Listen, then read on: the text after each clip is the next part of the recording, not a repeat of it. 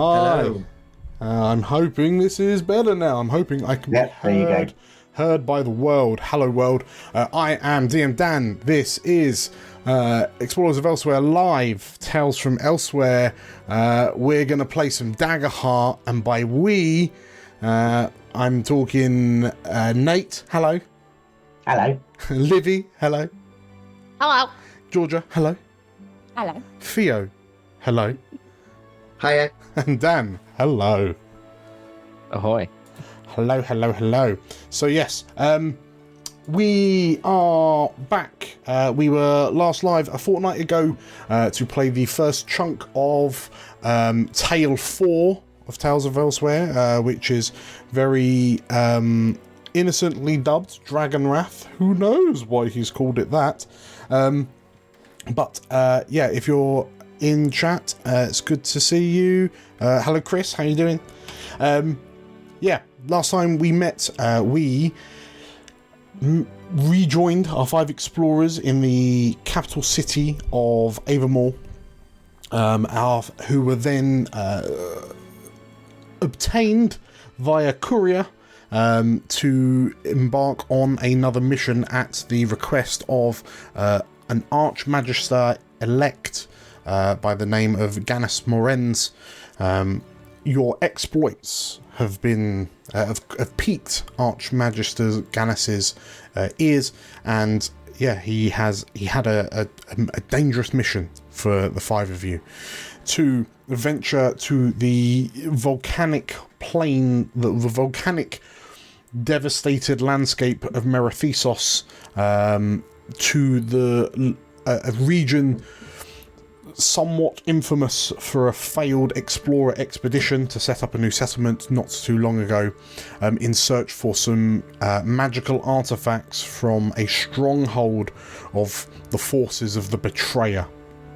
The Betrayer being a Khan and his brood during the war between dragons, not too long ago. Not too long ago at all.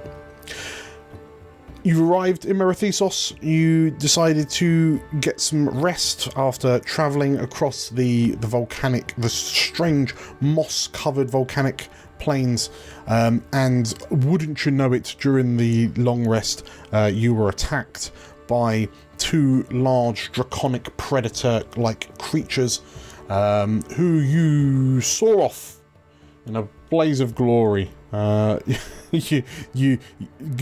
at the very least created a new culinary art, which is to char your meat with floating lava orb. It was all very good, and that's where we pretty much left it, as you were picking yourselves up after the surprise attack. So, did I miss anything off? Or I think that's pretty much it. Yep. Beautiful, beautiful. We have our hope and fear from the last episode. If this is your first time joining us, hello, welcome. If you're watching us on YouTube, by all means hit the subscribe button, and then you can chat to us in chat. Or if you're on Twitch, you can just chat in the chat anyway. If you are excited for Daggerheart, make sure to hit the subscribe button, or the follow button, and yeah, we'll have loads of content like this coming out soon. Who wants to jump in? Let's go. Okay. Let's go. Intro time. All across the unknown world, rediscovery pushes ever onwards to find the lands and people lost. All thanks to our brave explorers. Hi, I'm Dan, and I'm playing Vanya, the Wolfkin Warrior. Hey, I'm Livy. I'm going to be playing Rayri, the Spirit Ranger. Hi, my name's Theo, and I'm playing Cal, the Sangvar Guardian. I'm Georgia, and I will be playing Alfric Stormhawk, a Dragon-sent bard. Hi, I'm Nate, and I'm playing Azakar, a Majani Seraph. And my name is DM Dan, the GM in these adventures. The further we go, the more we learn of these magical tales from elsewhere.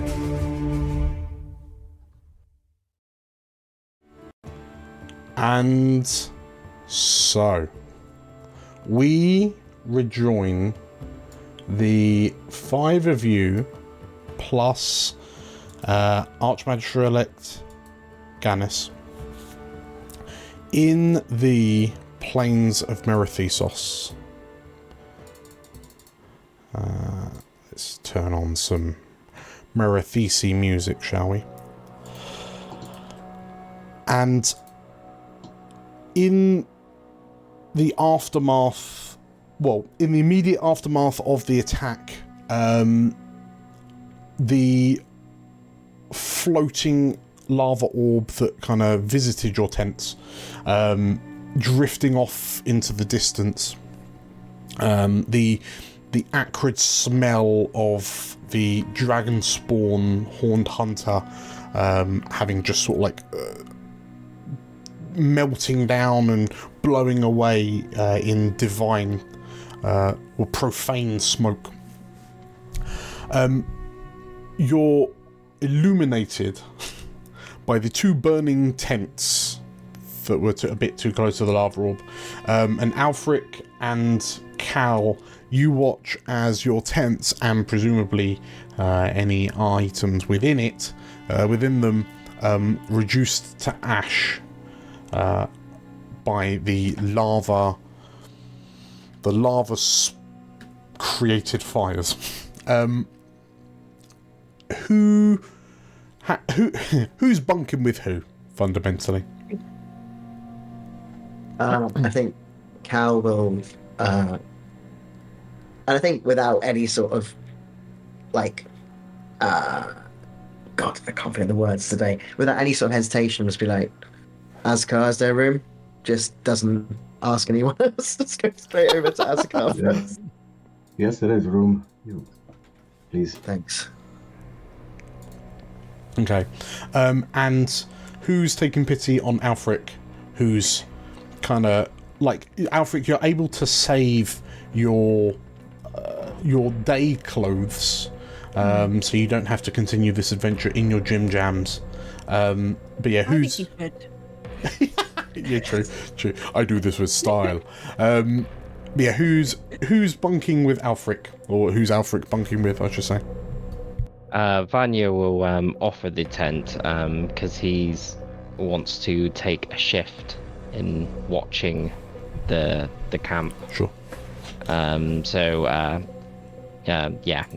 will just take my tent. It is fine. Are you sure? Yeah, not to worry. I feel a bit restless, so I'll take the next watch. Okay. Right, thank you. So, in which case, yeah, as well, a bit. It's not too much of it. It's not as much of an issue as it could be, given that at least one of you is going to be awake throughout the night, keeping watch for any further intruders. Before you all kind of retire back to sleep, Archmagister-elect Gannis kind of apologises for not reacting sooner. He didn't realise what was happening, and you. I must admit, you all dealt with it so quickly and efficiently. I dare say I didn't have enough time to even begin to help, he says, looking somewhat kind of bashful, whilst also a little bit... There's a little cheeky glint in his eye as he, he praises your efforts. But as the remaining three of you who are due to take watch, the hours scroll by, much like Cal was able to. You watch as these kind of cooled blobs of floating kind of magma drifting lazily overhead like low altitude hot air balloons. You kind of watch those as they kind of mingle. They almost seem to mingle in front of the stars. And sure enough, the deep navy blue starlit sky begins to change hues to a pinkish and then an orangish as the sun begins to breach over the horizon, inviting dawn, and the warmth of the sun kind of washing over you to replace the ambient warmth of the kind of cooled lava fields that you find yourselves sat on. And with all that said, a new day starts, and the 5 of you are able to, well, I mean, there's less of it now to pack down, but you're able to pack down your camps quicker. And Gannis leads the way on your next day of adventuring. Could I request something before we start packing up? Oh, I suppose so. Before both Azakar and Cal leave the tent to start packing up, Azakar's going to say, while I have you in private, may I speak freely with you? Of course. What's wrong? Before we slept last night, I had a vision. A vision of where we're going. A vision of this temple that we're visiting. I saw the same sort of mana crystals that when we first adventured together. Yes. But they looked more deadly. More, well, one was dripping with blood. And right. There was... My vision became fuzzy after a while, but I saw a humanoid figure reaching for this crystal. I am not skeptical of our group, but I am skeptical of Gannis. I feel like we should keep an eye on him. We are not aware of his motives quite yet, and I feel like we should keep close inspection. He is, after all, an arcane user. Right. I agree. He seems very quick to make excuses. We'll see how the day goes, but thank you for telling me. Of course. As much as I trust everyone else, I trust you the most. And there's a sense then Cal kind of, not, I wouldn't say quite raises his eyebrows, but ever so slightly his expression is a bit softer. Because I think even he has noticed in the past that these two haven't always been able to gel on different opinions they've had, or because of his eye change, he's never been quite sure how Azkar feels about him anymore. So he just kind of nods. I trust you as well. And I trust your visions. Thank you. I appreciate that. You should help with the tents. Yes. You both just immediately are given both it's like a thick sandwich, like thick bread with sort of scrambled egg and radigator meat. We just see that enter the tent. It just two of them just slide in. Camera just doesn't want to disturb. It's just in between us as we're talking. Oh, thank you. Okay, so yeah, as your hand delivered your breakfast meals, Breakfast perhaps. Your breakfast perhaps. Yeah, as you pack down, you can see like everyone else kind of busying themselves, kind of packing up. Gannis is attempting to help Alfric with his tent, or is it the other way around? It's not entirely clear. But soon enough the camp is packed down and you're on your way. Who of the 5 of you is leading this troop across the plains of Merethisos? So to paint you a picture, the sky overhead is clear, and it is a gentle sky blue, like a baby blue, with very few. The few clouds that are overhead are very wispy in nature, but it stands in stark contrast to these. Yeah, they're almost like rolling fields. The terrain isn't flat. In fact, it seems to...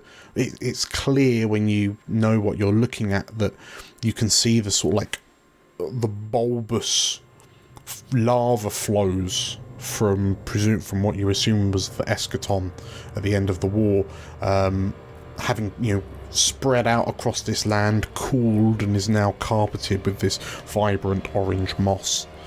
There are a few kind of rock-like structures jutting from the volcanic fields, but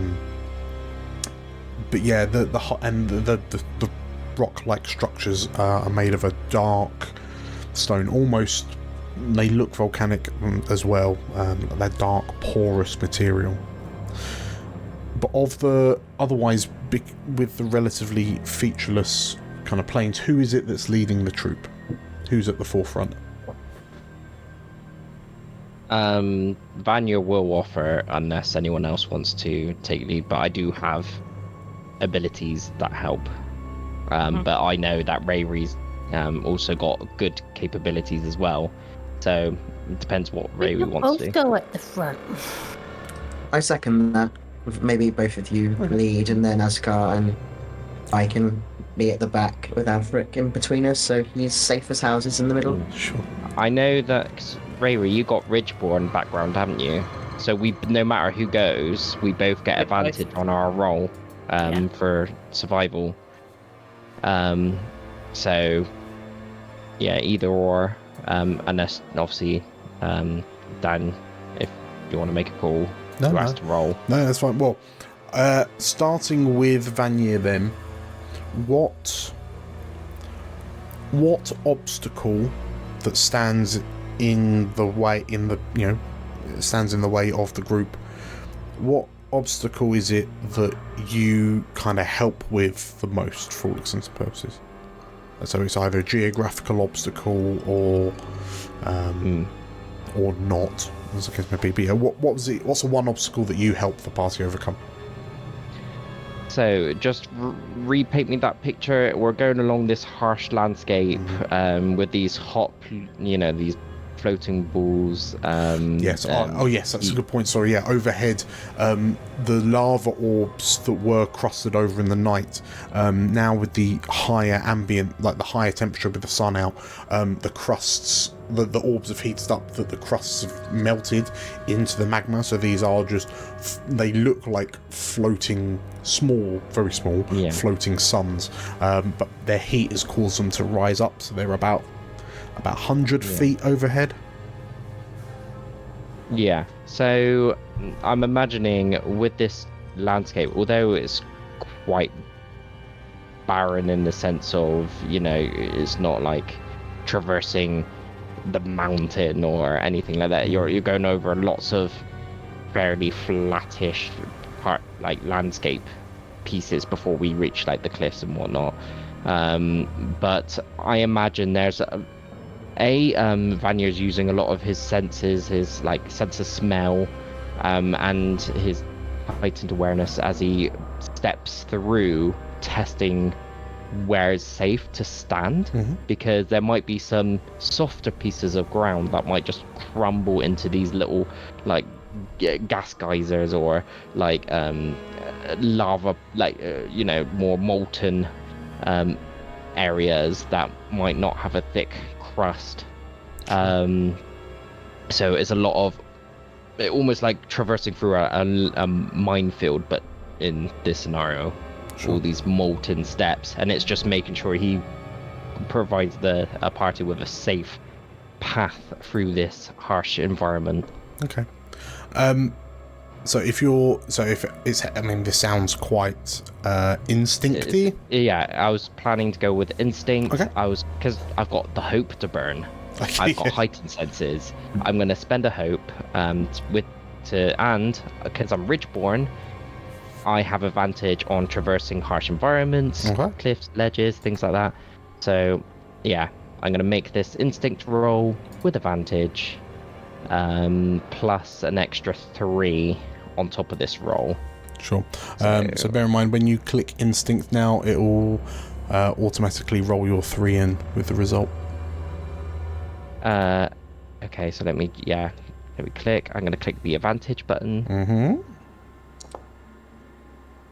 And then I get +3 on top of that 20 +3 from my so 23 total with hope. With that instinct roll, and that was rolled with hope. Cool. Okay. So I just get the hope. No, I'm going to put it onto a Slayer die. Okay. So I'm going to go down to 5 hope. Yep. No, that sounds I'm just going to mend that. Daisy is extremely excited for you. Cool, fantastic. So yeah, with your eagle eyes, you manage to kind of you notice that there are a few spots where the crust is perhaps worryingly, the crust is weak enough that there's still some kind of magma flow. You can sense it from the smell, from the heat from the ground. But yeah, you're able to avoid your that. Steps. And Chris is right. Daisy is absolutely loving the extra Slayer die. But yes, you managed to steer the group clear of all of those. Rayri, in the second kind of part of the journey, what's the obstacle that presents itself that you help the group overcome? I think as we get further and closer and closer, the terrain becomes sort of more rocky. Maybe there's been some sort of larger sort of pieces of ground that are more jutting out, and we've got to go sort of up and over some things. And Rayri and Vinny are testing out the rocks to see if they will move before anyone else goes on them. So just hopping around like a little mountain goat. Just sure. Okay. So in which case, yeah, as you're heading towards every step you take, you're heading towards a sort of like the mountain range that was originally off in the distance, but it's now looming larger and larger. Which ability are you using to help scout? Agility. Yeah. For the hops, skips, and jumps. Or for the hops and the skips and the jumps. Okay. Yeah. Please. Oh yeah. I could use a hope because Vinny is my trusted mount. So together, yes, he is a secure boy on these things. And I'm Ridgeborn, so I get advantage. Okay. Yeah. Roll them bones. With advantage. +2. So that's 22. 23, sorry. 23 as well. Experience. With fear. Okay, so you're able to as you kind of scale the ridges, kind of get to higher ground on the back of Vinny, who this oversized chihuahua, like he's like what, 3.5 foot tall kind of thing, right? Yeah, it's like Shetland, like large mountain goat, Shetland pony. This Shetland pony sized chihuahua, who's scampering up the sides of this mountain range like a goat.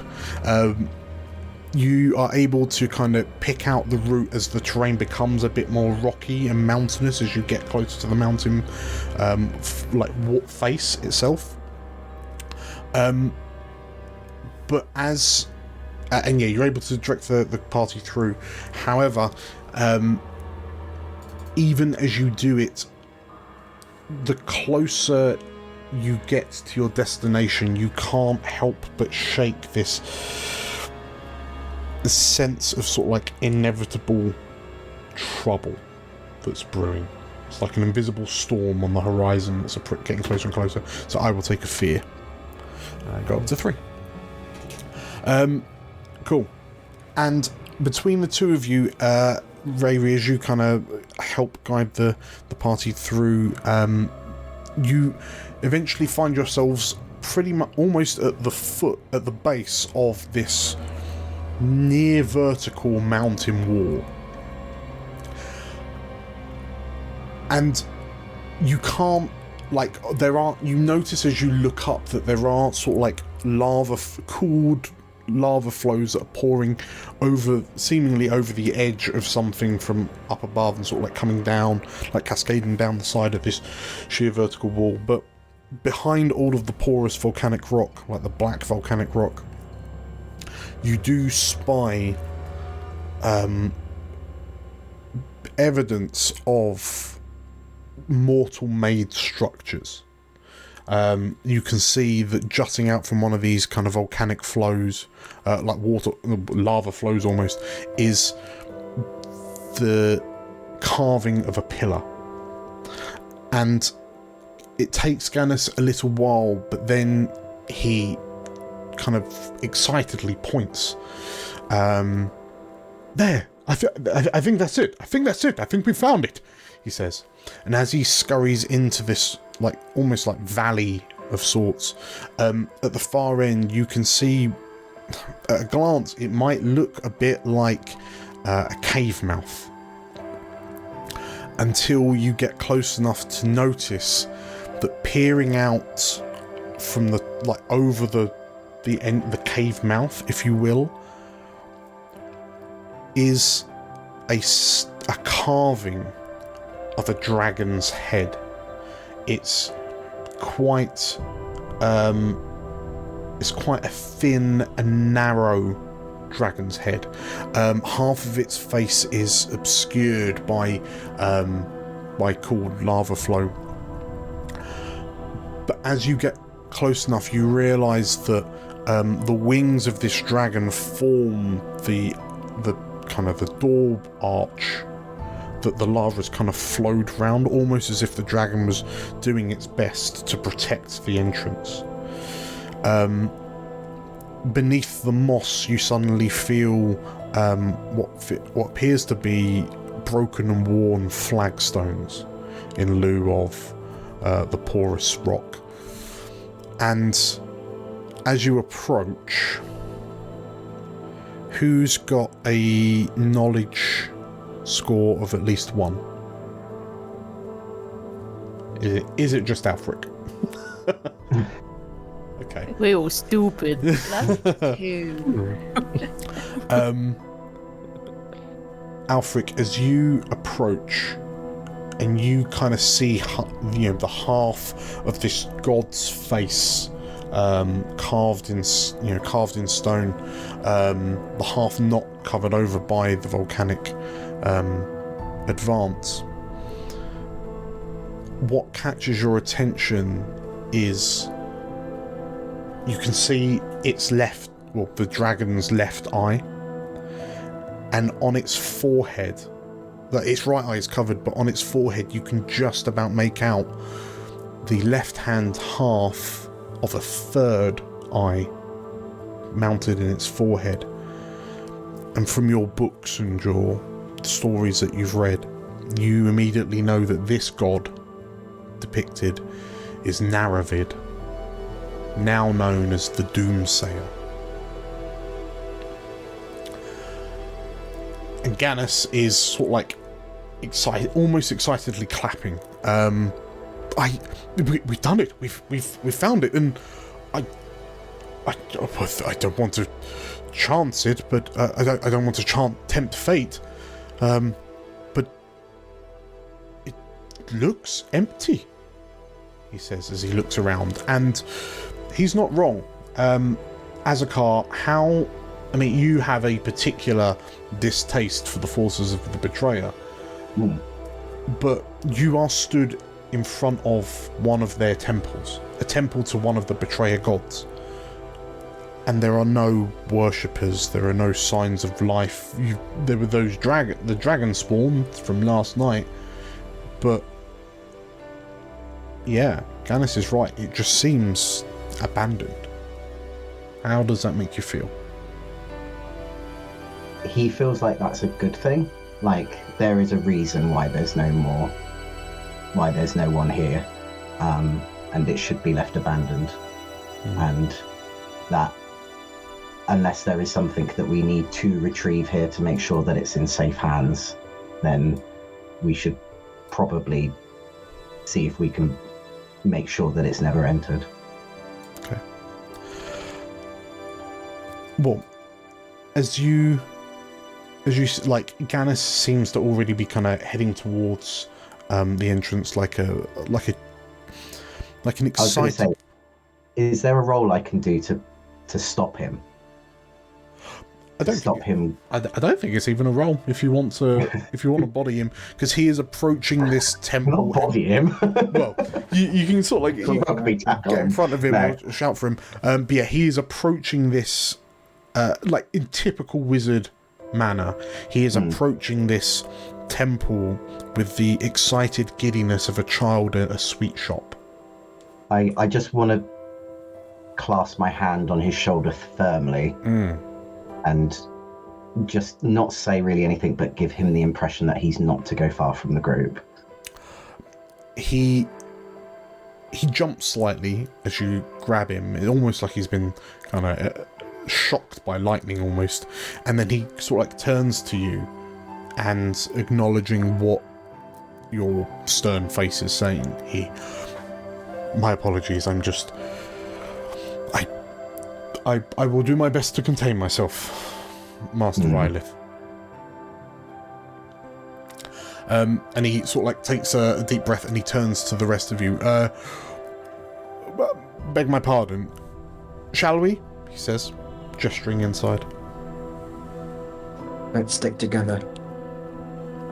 He nods. Cal, please, if you would be so kind, roll me a reactionary. Instinct or knowledge, your call. I don't know. Yeah, I think they're both the same, actually. Okay. There we go. In which case, your... Oh no, instinct. I'll do instinct. Instinct. Okay, fine. So one I didn't add to my... Give me 1 second. The one was... and there you go. Roll normal. Okay. Not too hot. You will get you won't get the hope message, Big Mom, it's reactionary. In which case, as you enter into the temple under this sort of like archway of this dragon, Alfred, have you, in your excitedness, have you kind of said who the god is? I think he's been a bit of a sad sack on this walk to the having lost his tent and everything in it. I think he's feeling a bit sorry for himself, but he probably does perk up a little bit at the sight of this. And also, it's a dragon, and he feels a certain affinity to dragons, even though, of course, it's not a well-regarded dragon. Okay. In which case, yeah, perhaps you're a little distracted by kind of Alfric's, like a sudden, ever so slight kind of uplift in pep. But yeah, you glance at this narrow face of the god as you walk under the arch, and I guess it's everyone's in a weird position because gods are depicted in many ways. But less than 2 years ago, the vast majority of Elsewhere would have had first-hand accounts of what the gods actually look like. So while you notice that this sculpture is clearly a bit more kind of stylized, a bit more artistic than what the truth may have been, but there is if there is a deeper thought to be had, it's lost as you're kind of distracted by Alfric's pep. And with that, the 6 of you enter. Yes, question. Dan. Yes. But because Vanya's not very intelligent, and seeing the look on Alfric's face, I'm like, Alfric, can you tell how old this thing is? I mean, I don't really know rocks and things. Is there a way that he could possibly gauge? I mean, ancient ruins here. Yeah, This I is mean, where I'm well, kind of thinking. if you can think of like an argument for it, then we'll go for that. So, fundamentally, pick your poison. Use well-read, Yeah. his experience, and since his parents' library was, of course, quite full of things, I imagine somewhere there would be at least some reference book filled with illustrations of previous temples and previous areas regarding the gods. I think especially his mother would be very interested in that, having given birth to a dragon scent. I think it would be a bit of an obsession of hers, especially in the early days of his birth. Okay. Which ability score do you think that ties in with? I would say... Oh, I've lost his page. I mean, I suppose it would be knowledge. Yeah, okay. I'll agree with that. So this is to fundamentally kind of see if you've... It would be like us going, oh, this is a Tudor building because I learnt that in a book. Yeah. Right. Yes. For some reason I've been kicked out of Hero Forge. Ah. Problem. I can... would you like me to... Do you trust me with the role? Yes, I trust you with the role. Unless it's bad. Unless it's bad, in which case. Have you got any experiences you want to stack onto this? I think it's well read, isn't it? Which is well read. Well read. Big part. Yes, Okay. which is +3. +3, okay. So you have rolled a... 19 +3, 22 with fear.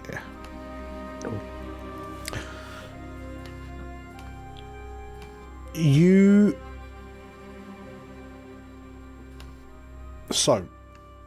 do recognize that this temple is incredibly kind of old. It is, I mean, it's literally carved from the mountainside by the looks of it, and it's mainly fallen into such severe disrepair because, I mean, either the war or definitely a volcano. But you notice that some of the sort of like the draconic runes that inscribe the sides are sort of like, it would be like us reading like ancient Latin, kind of like it's old. So, you know, at some point, this temple, the worship happening within this temple would have been celebrated amongst the people of elsewhere, whereas now, not so much. You've rolled high enough. I'll let you ask me a question and then I'll answer it. Yes, I suppose. How old does it look? You would wager it's at least 600 or 700 years old. I mean, you know, dragons have been the gods of elsewhere as long as anyone can remember. But yeah, this building, this structure, this carved temple has stood the test of time pretty well. It is banged up, but you know, we'll cut it some slack. A reality-ending war rolled through, so That'll do it. that'll do it. I'll relay this to Vanya. And also, I will say that, yeah, as part of Alfric's explanations, it would be made clear that the dragon above the entrance to the cave, to the temple, is Naravid the Doomsayer. What does he do? Naravid. Georgia, if you like flap your lips, I'll do Alfred's speech in response. No, so Naravid was always considered a like a prophesizer, a fortune teller of the gods. Naravid had an intense fascination with the stars and like astral bodies and their movements, and he gleaned events of the future seemingly before they would happen. But was that a product of his like astrology and cosmology, or was it a product of his divinity? Naravid would never give a straight answer, even to his fellow brothers and sisters within the pantheon. But during the war, forces aligned with Naravid always eerily seemed to be 1, 2, 3 steps ahead of everyone else. Naravid became a schemer almost because of this foresight that he was granted. But yeah, certainly not as warlike as some of his other betrayer brothers and sisters, like Zerathane. But yeah, still handy in a conflict, if not a fight. Well, Alfric, you know quite a lot about this, don't you? I've had a lot of time to look things up, not being involved much in the conflict, as it were. Well, I'll leave all that stuff to you. And, wait a minute, does that mean this thing knows we're here? I hope it wouldn't work like that. Alfric, Vanya starts, like, looking around, and then starts, like, doing some weird movements to try and seem a bit erratic and like unknowable. Every third or fourth step is a little skip, just to see if the god of prophecy knew it was going to happen. Yeah. Yeah. He's a clever boy, our Vanya. While Ajakar's overhearing this conversation at Alfric and Vanya saying he's just going to sort of mumble just small prayers of ire underneath his breath, and I'm going to roll my prayer dice because I forgot again. Nice. Okay. Nice little segue into that. And was there something you were going to say, Theo? No. Okay, cool. Cal is just listening and absorbing all the information as it probably reminds him of the war, as most things to do with betrayal gods do. Okay. Well, as the stragglers drag their feet, eventually everyone manages to make their way inside the temple.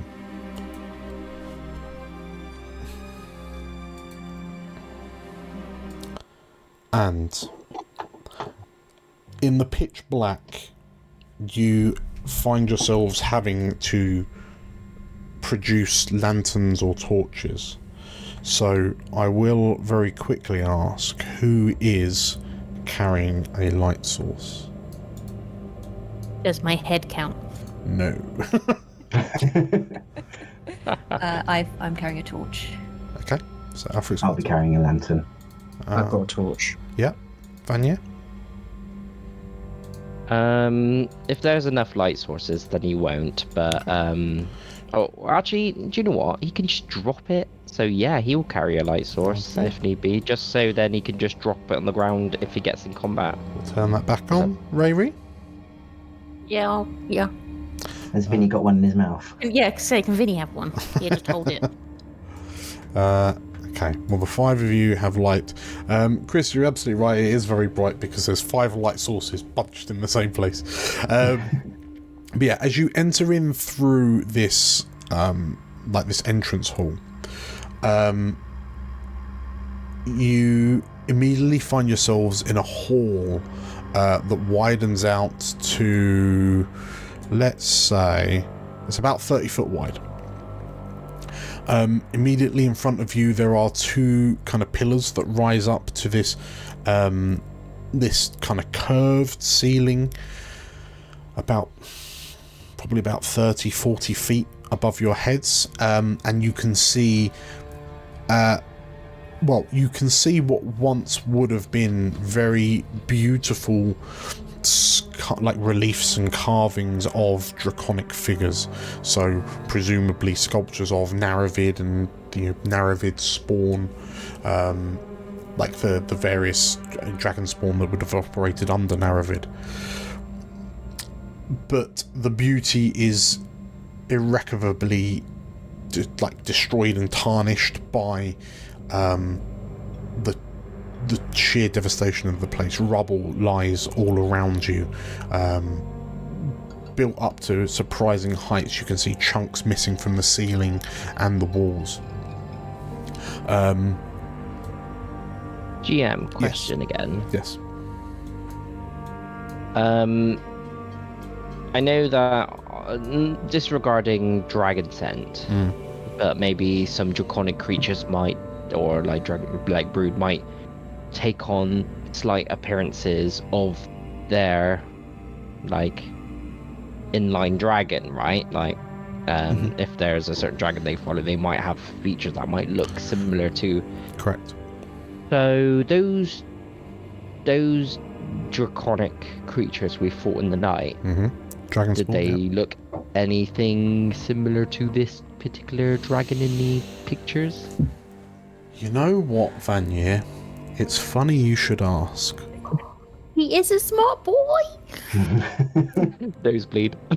Because the one thing that Alfric's impressed upon you, and what you're seeing from some of the carvings on like the pillars and the walls around you, is that one of the defining features of the brood of Naravid are the third eye. And the two draconic beasts you fought last night were decidedly dual-eyed. It's not a concrete, colour-coded for your convenience kind of scenario, but the sheer kind of, you can't help but shake the horns look different. The whole MO just feels a bit different. You can't help but shake the feeling that the dragon spawn you fought last night were not of the brood of Naravid. So potentially another, like, obviously brood of another evil deity that might have some sort of interest in this site, perhaps. Yes, correct. Yeah. In much less prettier words, Vanier mutters these out loud. Those What guys, do you 4 think? eyes. This guy, 3 eyes. Not same. Yeah. Missing eye. What? The lizards from last night. Yeah. Then I'm assuming they're not of this draconic entity. Or in terms of brood or whatever. A lot of these draconic figures tend to have similar features to the deities they come from. I didn't really look at it. I was just looking at his big teeth more than I was looking at his eyeballs, to be honest. So was I. Well, honestly. hunter's instincts. I'm a hunter. What are you talking about? The hunter's instinct's not to get bitten. You know? Maybe I was thinking about how I might cook it, but hey. Yeah. One less eyeball kebab. As the two of you say this, like as Rayri and Vanier say this, Cal and Azakar, you can see that, like, past the rubble that lies immediately in front of you, this corridor, like this hall, extends for about 60-ish feet. Before it ends, there are a number of kind of pathways off, like on the left and right, two on each side. But you notice that there's a doorway about 60 feet in front of you, and through it you can make out a soft, or like a warm orange glow emanating from whatever lies further beyond.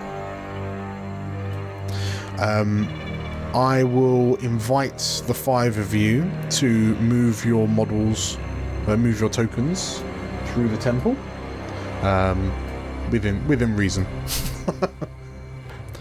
But as you pick your way through the temple, over the rubble, you can see that a great deal of devastation has been wrought on this place. And Cal, as you pass through the doorway before being accompanied by the others, you find yourself in what appears to be a very, very large amphitheater of sorts, large enough that your torchlight doesn't reach it just fades into darkness. But as you glance around, you also notice that chunks of the floor seem to have broken away and fallen into the earth, giving way to what you would expect is lava, which is illuminating the room slightly. And Azakar, you were the last to enter the room, and as you step between the two kind of carved pillars into this large room this large amphitheater, you get this sudden shudder of deja vu, as if you've seen this place before, albeit slightly more intact than it currently is. There are a number of kind of pillars broken and fallen down. Your lamps don't only just reach up to illuminate the surface overhead, and there's a large dome ceiling pocked with bits of kind of missing rubble. But yeah, this whole place just looks a bit devastated. I will invite you to all to move your tokens once again. So, is there something in this middle bit here? Well, if you would like to investigate, plonk your token near and we'll... What's this?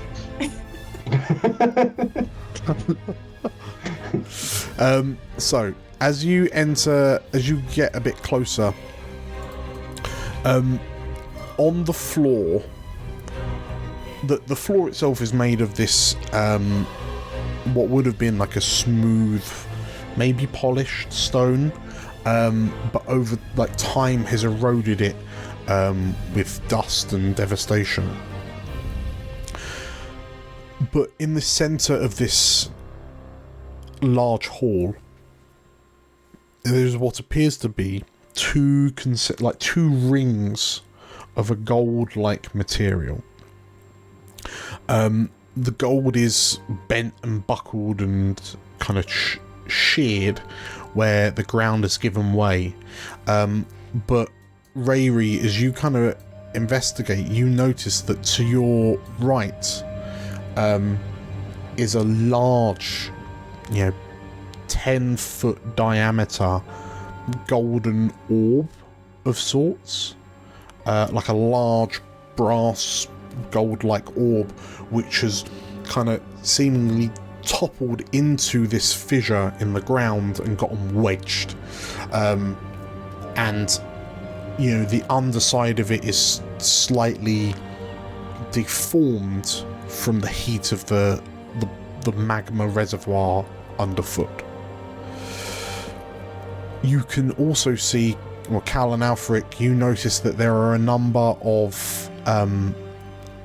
wrecked cogs of some sort, kind of interlinking with the gold rings, and there is another smaller gold orb kind of lying amongst them, which curiously has what appears to be an L-shaped bar jutting from it, and the L-shaped bar ends in a like as if it's snapped from something. But you can't help but get the feeling that this is all part of some sort of large contraption, and in actual fact, Cal, glancing around, you also spy that there's another piece of this contraption just a bit further on. And you recognise, as you get closer, that this also a brass or gold orb. It's got the metal bars coming off the bottom of it, but there are smaller spheres attached, and it reminds you of one of those planetary astrolabes. And this one, whilst more intact, the arms are bent and buckled, the orbs are dented from the what seems to have been the pillar that's collapsed on top of it. But it makes you wonder if this whole thing was some sort of large and extravagant planetarium, like constellation, cosmological path tracker. Fascinating, says Gannis, as he sort of like steps round past you, Vanier, and he starts like inspecting everything around. And Rayri, perhaps you and he both see it at the same time, but you notice a large... It's a relatively large like carved crystal. It's I'm not quite sure what the name of it would be, like what the name of the shape is, but it's sort of cylindrical, but made of sides. But then on the flat ends they taper into a point, and it's around the round bit of the cylinder that is made up of 20 sides. And where the crystal tapers in at the top and bottom, there are metallic bands that seem to be of the same construction, the same material as that of the ring embedded in the floor. But you do notice that it looks cracked and heavily damaged. And you see Gannis's face visibly drop at the sight of it. How big are we? Are we talking like? It's probably about maybe the size of a human head or smaller. About this big. The size of a baby. So what? 2, 3? Like it's quite relatively narrow. Like the circumference of it is relatively small, but it's about 2.5, 3 foot in length or height, whatever you want to call it. Is it attached? It looks like it. Well, it's like just kind of tucked under some of the bent and buckled, like machinery of this contraption. I mean, it's yeah. You can't help but shake the feeling you suspect that it is part of it, but it looks like it has suffered a pretty rough fate. Is this one of the bits you were looking for? Looking at Gannis, looking sad.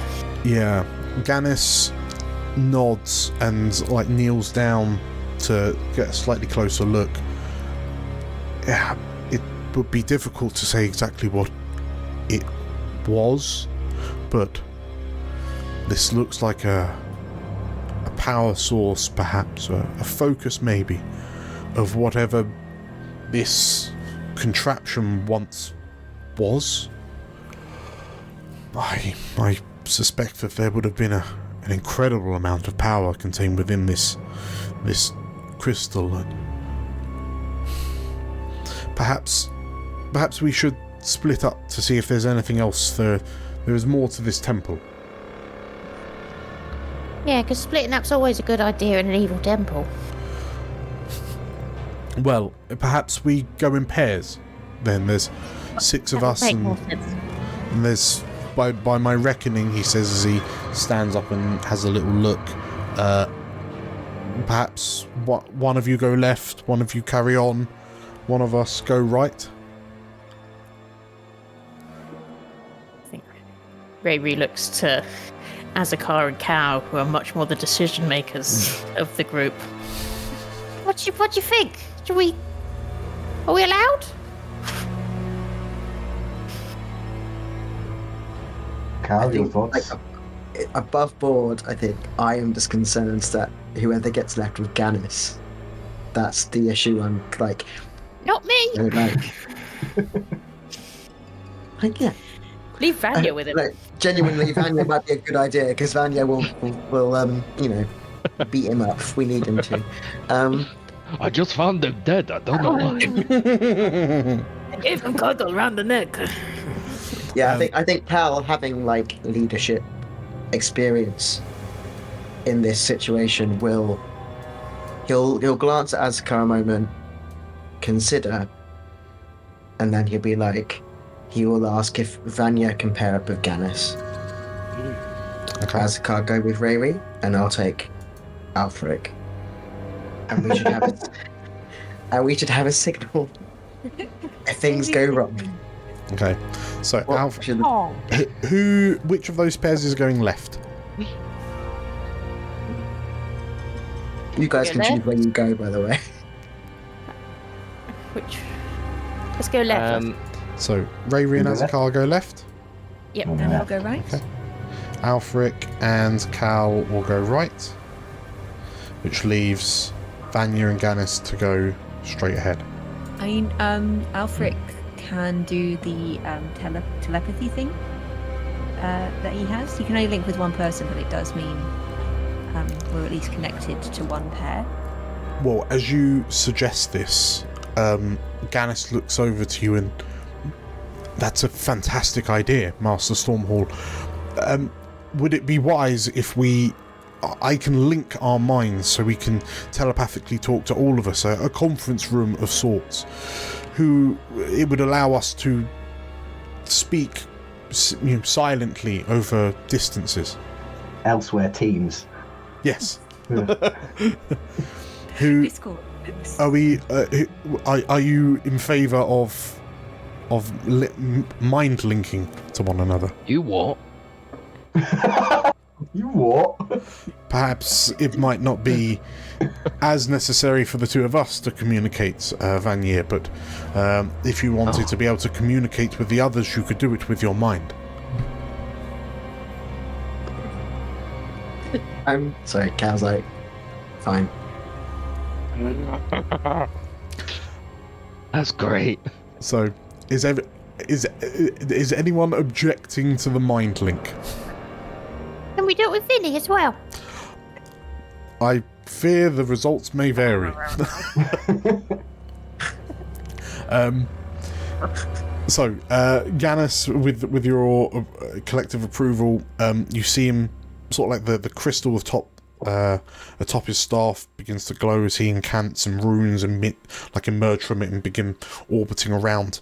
And as he casts the mind link, your heads are filled with this high-pitched whining, like a screaming, and you all flinch for a few moments before it very quickly kind of dies down, and suddenly it sounds like you're in a crowded room, and eventually the noises begin to almost kind of coalesce into one another until you are able to hear 5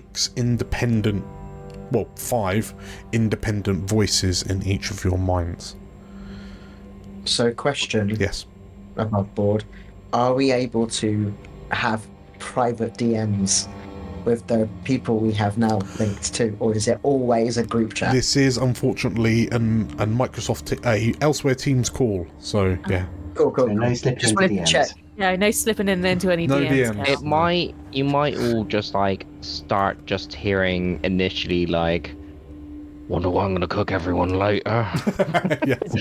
Yeah, is it like, Maybe some stew. is it into our like? Do we have to like think about talking, or is it just linked to our brains? Consciousness.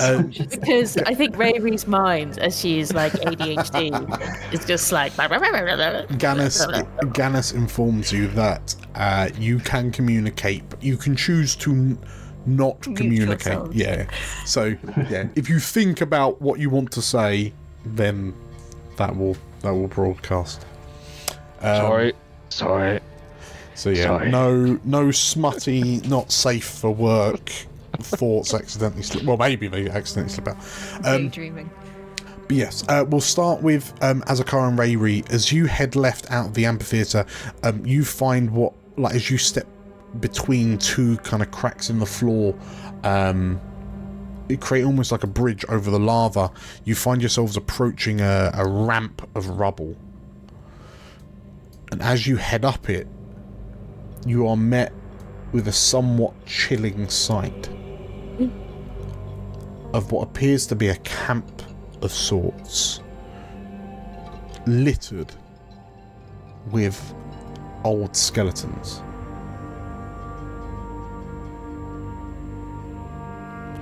There's an overturned table. You can see there are, by your count, 4 tents.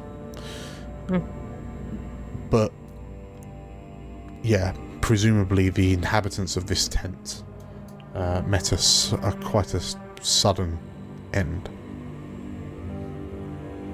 Is there anything around that we can kind of tell off the bat what might have happened to these people? You study the skeleton that's next to you, wearing some robes, and if this person was wearing any kind of valuables or jewelry of sorts, they seem to have been stripped from the body. But Azakar, you notice from the vestments that the design of the robes would imply that this person was once a worshipper of one of the betrayer gods. Perhaps a Khan, maybe Naravid. The cloth is too discoloured and kind of age-worn to know which team this person used to fight for. But looking around, you wonder, are these remnants of... are these all that's left of the betrayer forces that stopped the expedition from sticking when that explorer expedition rolled through? Have you got any questions, Riri?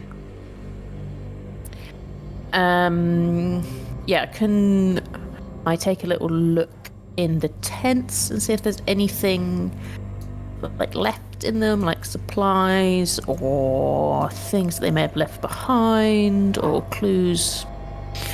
You know, a dead man's journal. That would be fabulous. Sure. Roll me a...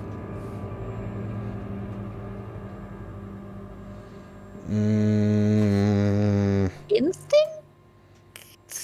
Perceive, sense... Perceive? Yeah, I'll say instinct.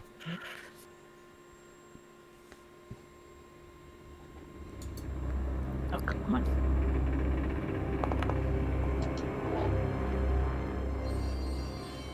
Thirteen. With fear. You do find a journal.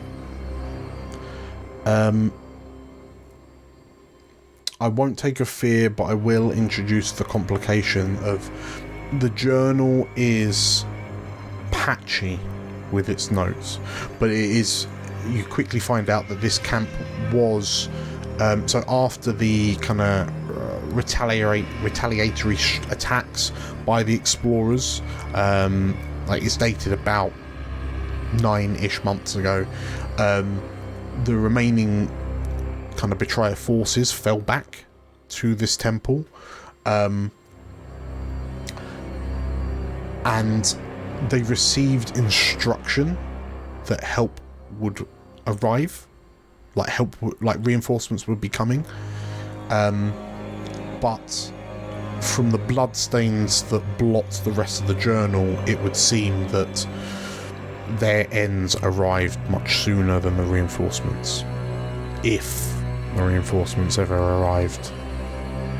And given the somewhat recency of it all, the fact that these 4, you can see, have been stripped to bone, it wasn't a natural decomposition. Perhaps scavenging animals have picked them clean. Could I tell if they were scavenging animals picked clean as a ranger? Yeah. In fact, It's got like little nibble marks in the bones. Things have been. It is definitely a creature of sorts. Perhaps the teeth marks don't. There aren't teeth marks per se. It looks more like something with a circular mouth, like a big circular mouth, almost like a squid or an octopus, something like that, like a circle of teeth. Yeah. Like a sandworm. Something like that. Great. Yeah, that's what you. Sounds lovely. That's what you find as you kind of scavenge through this tent over here. We will skip on to Cal and Alfric. You're going right, I believe. Yes. Sure. Yes. Don't step in the lava. Up here. The stairs. Well, so if you're going that way, so yeah, is you. Oh. Well, it's up to you. I can't. So you can either go up these stairs here in front of you, or you feel like if you're careful, there might be a route over the lava bridges in this direction. I mean, let's head in that direction. I will. Yeah, that sounds good. In which case, as you carefully pick your way through, you also climb a ramp of rubble into another, like there's a hole in the wall of this room that you've just stepped into, and you notice that there are more mechanical contraptions similar to the one in the central antechamber, albeit smaller. It seems to have been all but destroyed by rubble that has landed on top of it. But Cal, to your kind of left, you notice that what you would assume to be the standard entrance to this room has been blocked in, like caved in.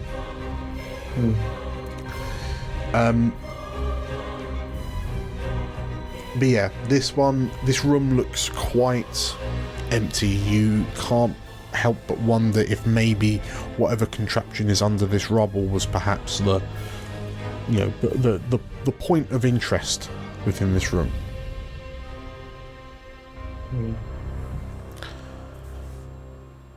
Interesting. Is there anything that we can do to get into the rubble? How bad is the rubble? Is it? I mean, you could probably sift. Alfric has levitate, and we know how much that Alfric loves to use levitate. Here's one good spell. I mean, in which case, yeah, if you want to roll me a spellcast check for levitate. I don't know if there's like an item limit on. I can just levitate a rocket. Nah, we'll say that if you want to cast levitate, it will just kind of hoof up enough to have a little rummage. Cool. Yes, it's a spellcast roll. So +3.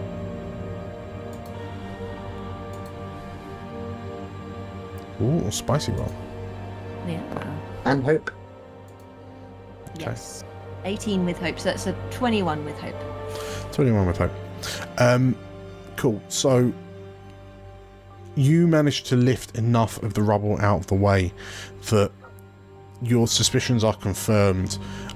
Whilst the thing is, bent and buckled out of any real sense of shape, you do get the impression that this was also some sort of like large, ornate and elaborate astrolabe of sorts. There's a central sphere which is then kind of orbited by other planetary bodies, which each of themselves have things orbiting around those.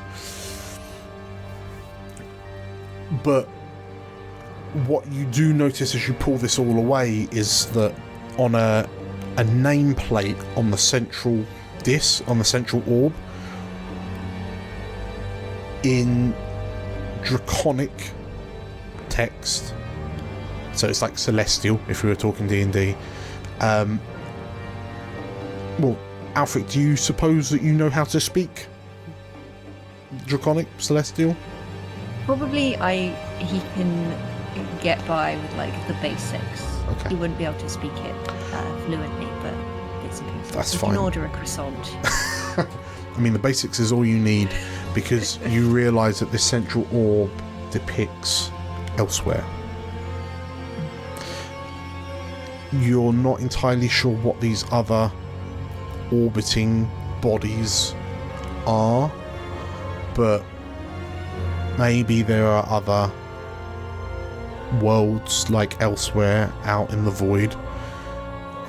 Or perhaps perhaps maybe these are, well, Cal, you've heard these stories that some of the stars, well, these aren't stories at all. Cal, you're world travelled, so you would kind of know that in the night sky there were 20 stars that burned brighter than others, that shone brighter than others. And you were told that these 20 gleaming stars in the night sky were the homes of the 20 dragons. And you would also know that since the war, 8 of those stars have gone dark. And at a glance, you count 20 orbs. So you wonder, perhaps, are these the homes of the dragons orbiting around elsewhere? I share this with Alfric as well, so he knows what I'm thinking.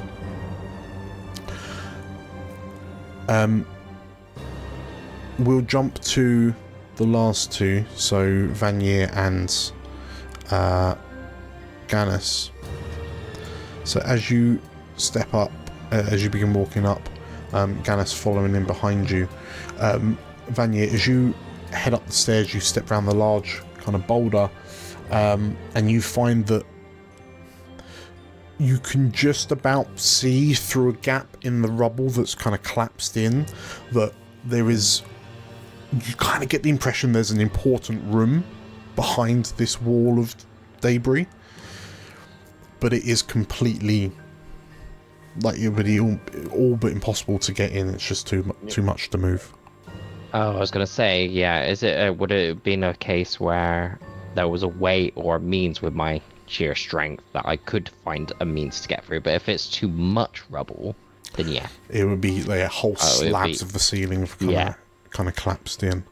So I get the sense that this is definitely a dead end. Yeah. And as you do that, Vanier, are there any kind of quick snippet conversations that are happening over the mind link? There's a dead end here. We were like, we found some more tents. Do you want a tent? Alfric, do you want a tent? Yes, please. Let's get Alfric his tent. I, if there's more than one tent, sure, but make sure Alfric gets a tent. I'll be fine otherwise. We could share a tent. We could share a tent. I'll try and sort of dust the skeleton off it. Yes, really, I was going to say, is it more important we tell them that we found bodies? Oh, yeah. And then Hey, also Ray. a load of dead people. Riri. Is there any treasure? No, just an old journal. It's a load of tosh, really. Just said, oh, people are going to come help us, and then they're not, and they're we're all going to die. Wait. Riri has identified some mysterious marks on these skeletons. I would recommend that people keep a vigil eye. Look out for any really big squids. Squids?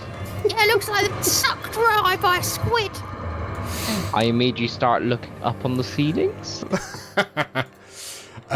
We found some mechanism that shows the homes of the dragons, or that's what it appears to look like. That sounds nicer than what we found. It was under a load of rubble. Oh. Alfred was able to help get it out. Yes. Oh. Who's... I think it might be Azakar, given the steps you've already taken on this path. You notice that there is one voice that is decidedly more quiet than the rest of yours. Yeah, I wonder. Vinny. And Vanier, Where's Gannon? as you turn around to look to see where Gannis is, you notice that he's sort of like he's stopped just outside of the ring of gold inlaid on the floor, and he's crouching down, and it's clear that he's kind of looking at something. And he's kind of muttering and murmuring to himself, and then hearing your footsteps kind of ring out over the sound of the magma bubbling down below. He looks up to you with this somewhat not crazed look, but he just looks a bit skittish, and I think there's some power still left in this, Vanier, he says. And you realise he's holding the 20-sided crystal. I guess Vanya would just be like, is this what we've came for? Gannis, holding this thing, he's turning it over in his hands, he's peering through it. It's reflecting the light from the ambient glow of the lava. And his head dips slightly, and then he looks back up to you. Yes, I think it is. And you watch as this mage, while looking at you, turns the bottom a click. And Vanier, you feel like the floor underneath you has just dropped out from under your feet. And the other four of you can hear Vanier and Gannis's voice slightly kind of echoing through to your respective rooms, and you also feel your stomachs lurch as if you've just begun falling through the earth. And you hear Gannis's voice echoing, I think this is exactly what we were looking for.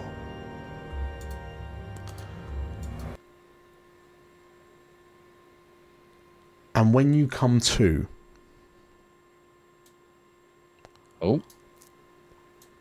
you find yourselves in rooms similar to where you were. But the surfaces are jagged and reflective, like they're made of a rough crystal. And for four of you, it immediately evokes memories of being in the Crystal Tower. And Alfric and Cal, as you look up, you can see that where there were broken pieces of mechanism and machinery, there is now this, I guess you would call it a reflection of this contraption that gently rotates in front of you. The room, there is no hole in the wall like the one that you entered in. Instead, the room looks well kept and ordered, but you hear some gasps of surprise from behind you. And you turn to see people, but they look as if, as you peer at them, their outlines shift as if you're looking at them through a kaleidoscope. The light around you constantly shifting through all the hues that comprise light. Azakar and Rayri, in place of a graveyard of a campsite, you find yourself, Rayri, you find yourself between a 15-ish foot long table and some bookshelves. The ground underneath your feet reflects all of the imperfections that would indicate almost like a gem encrusted floor, perhaps like a marble type floor underneath. Azakar, you turn to see two humanoids, Lorovar you suspect, turn and look at you with surprise as you seemingly appear out of thin air. And Rayri, you turn to see a Lorovar woman in robes, her face somewhat distorted by the shifting crystalline nature of it all, look to you and say, "Hello?" She peers at you, looking at you as if you're some sort of spectre or apparition. Azakar, as you glance around this place, it looks like the world, your vision, it looks the same as how your vision turned during your divination meeting. Vanya, you land on your feet, seemingly, despite the fact your feet never seemingly left the floor. But instead of the kneeling form of Ganis, you see a huge mechanism in the centre of the room. You can now see the vaulted ceiling overhead. It's impossibly high up. And this thing just, this large kind of planetary astrolabe just turns, and there's a sound of heavy clonking gears as it moves step on step. It stands proudly between 8 pillars that rise up from a ring of precious stone that circles this machine. And as you complete your inspection of your surroundings, you peer back up the stairs to what was a dead end, and you see a woman, a wolfkin woman, looking at you with a surprised look. She doesn't look as crystalline as everyone else, but you note that her skin is darker than yours, but in place of her left eye, there is what appears to be a blue gem. The headpiece she wears prominently displays another gem similar to it on her forehead. And your mind kind of goes to the depictions of Naravid that you've seen through this place. She wields a staff of a marble type construction with silver decoration. The staff topper looks like a spread fan, but upside down. And as she looks at you curiously from under this 3-horned headpiece, she bids you welcome. Hello, stranger. Hello? as she welcomes you, you see a shape moving behind her. I could smell it first. And this long, winding neck twists and lifts to reveal a head, undeniably draconic in nature. And as this dragon spawn looks at you, you notice that unlike the deep blue robes of the priestess, the scales of this dragon are a brilliant emerald green. And the priest, you hear a rumbling emit from the dragon. And the priestess turns and says,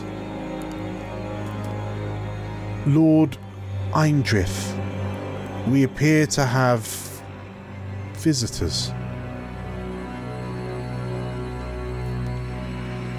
And you, as this dragon peers at you through bright yellow eyes, the horns similar, undeniably similar to the horns of the hunters you fought in the camp.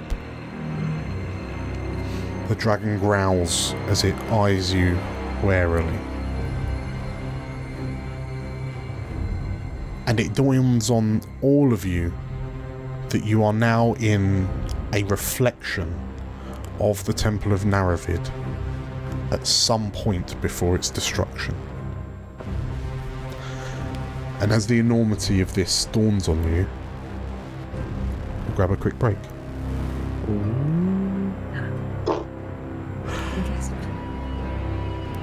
There is a dragon, there is a dragon. So, if you enjoyed that, make sure to hit the like button and subscribe if you're on YouTube, or follow if you're over on Twitch. We're going to continue this in about sort of like 10 to 15-ish minutes. So I reckon, let's say 15 minutes, which will mean we're back at 10 to 10, give or take.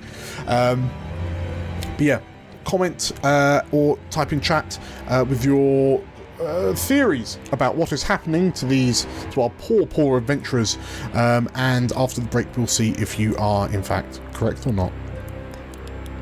But with all that said, thank you for watching so far, thank you for playing, we'll see you in a short while. Bye.